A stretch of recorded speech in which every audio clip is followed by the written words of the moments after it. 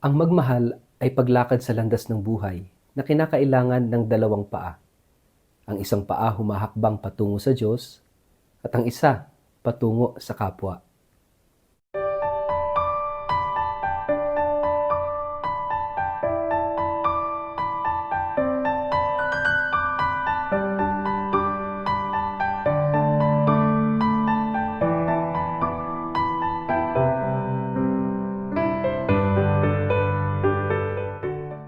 Ang mabuting balita ng Panginoon ayon kay San Mateo.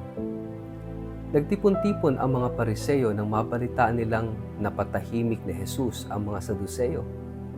Isa sa kanila na dalubhasa sa kautusan ang nagtanong kay Jesus upang subukin ito.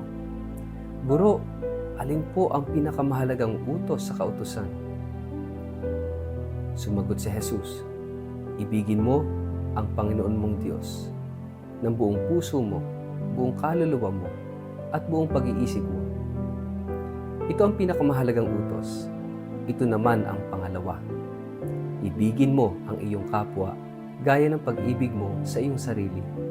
Sa dalawang utos na ito, nakasalalay ang buong kautusan ni Moises at ang katuruan ng mga propeta. Ang mabuting balita ng Panginoon.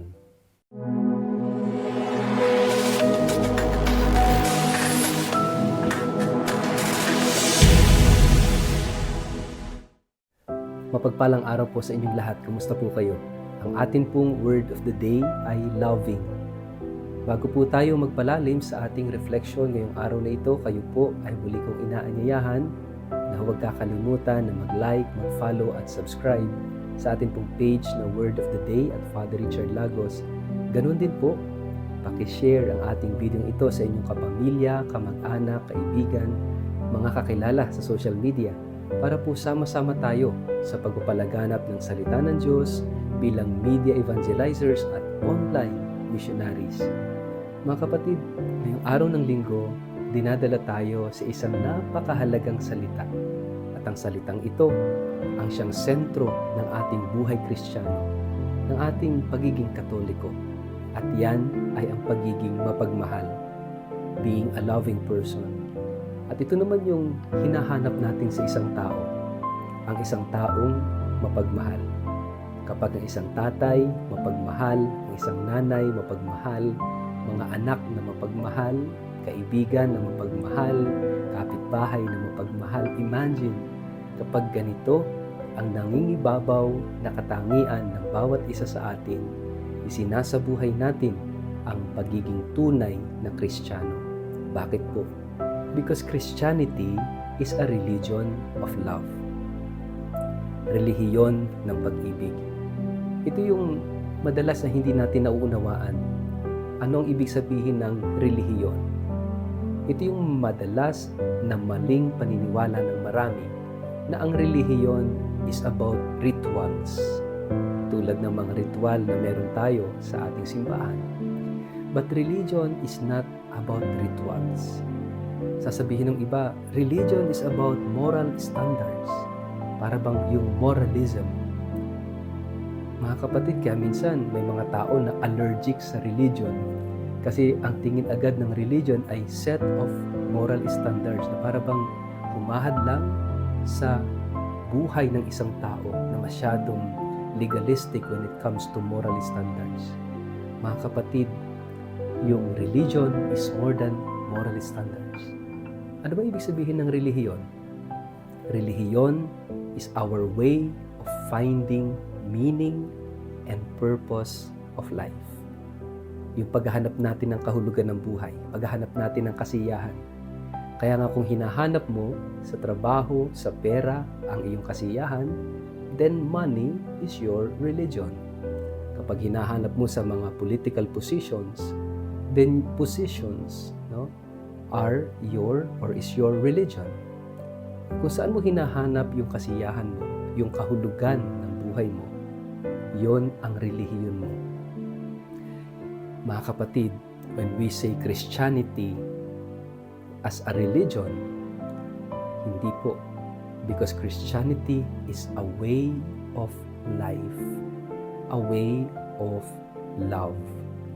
Kaya nga hindi ito rituals, hindi ito set of moral standards, kundi ito ay uri ng pamumuhay. At yung pamumuhay na yon ay landas ng pagmamahal. It's the way of love. Kaya nga we are called Christians kasi si Jesus ang ating sinusundan. At ang landas ni Jesus ay pagmamahal. Pero yung pagmamahal is not only a noun, hindi lang pangalan.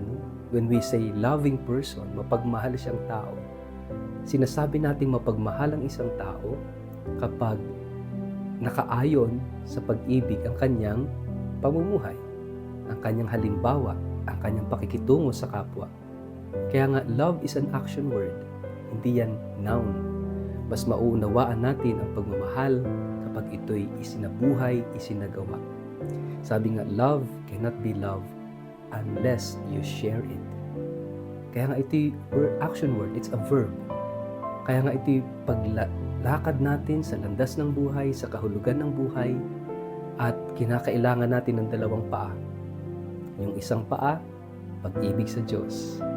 Yung isang paa, pag-ibig sa kapwa. Palaging dalawa, hindi pwedeng isa lang. Kinakailangan yung pag-ibig sa Diyos makita sa ating pagmamahal sa kapwa. At yung pagmamahal sa kapwa ay isang refleksyon ng ating pagmamahal sa Diyos. Kaya nga, sinungaling ang isang taong nagsasabing mahal niya ang Diyos, pero hindi naman nagmamahal sa kapwa. Masama ang ginagawa sa kapwa, masakit kung makapagsalita ng kapwa, pinag-iisipan ng hindi maganda ang kapwa. Kaya nga ito'y isang malaking kasinungalingan. Kaya napakahalaga, nagabayan tayo ng dalawang kautosang ito, pag-ibig sa Diyos at pag-ibig sa kapwa, dahil ito ang patunay na tayo ay mga tagasunod ni Jesus, na tayo ay totoong Kristiyano, totoong Katoliko. Tanging pag-ibig ang ating pagkakakilanlan, wala nang iba. Not the rituals, not the moral standards, but love. Pero mahalaga yung rituals because yung love should be ritualized. Bakit mahalaga ang ritualization ng pagmamahal? Tulad ng mag-asawa, nire-ritualize yung kanilang pagmamahalan sa pamamagitan ng pagbibigay ng regalo, pagkain sa labas, minsan nga nagsusubuan. Yung sa kasal, di ba? Mayroong pagpapalitan ng singsing, ng mga promises, may mga abay, mga bulaklak, to ritualize. Bakit mahalaga yung ritualization? To memorialize. Para huwag kakalimutan. Kailangan natin po ito. Yung ritualization and memorialization. Ano kaya? We celebrate it with rituals. Moral standards, mahalaga rin po yun para magabayan tayo sa tamang pamamaraan ng pagmamahal. Imagine kung loose ang ating moral standards o wala tayong basihang moral, paano mapupurify, paano magagabayan, paano malalamang totoo ang pagmamahal? Because mayroong tendency na hindi na magmahalan, kundi maggamitan na lang. Mahalaga ito upang gabayan tayo sa landas ng pag-ibig. Kaya nga mga kapatid, bago mo unawain na yung relihiyon is about rituals, about moral standards, number 1, dapat muna nating unawain that religion is a search for meaning and purpose and happiness. At yan, naniniwala tayo bilang Kristiyano na si Jesus ang daan at katotohanan at ang buhay dahil siya ang pag-ibig. God is love and our way is the way of love. And to make us not to forget yung pagmamahal na yon, we ritualize. We need the set of moral standards to guide us para maging totoo ang ating pagmamahal. Sa ngalan ng Ama at ng Anak at ng Espiritu Santo. Amen. Ama naming Diyos, tulungan mo kami na magmahal araw-araw. Mahalin ka at mahalin ang aming kapwa. Amen. Pagpalain po kayo at ingatan ng makapangyarihan Diyos, Ama at Anak at Espiritu Santo. Amen.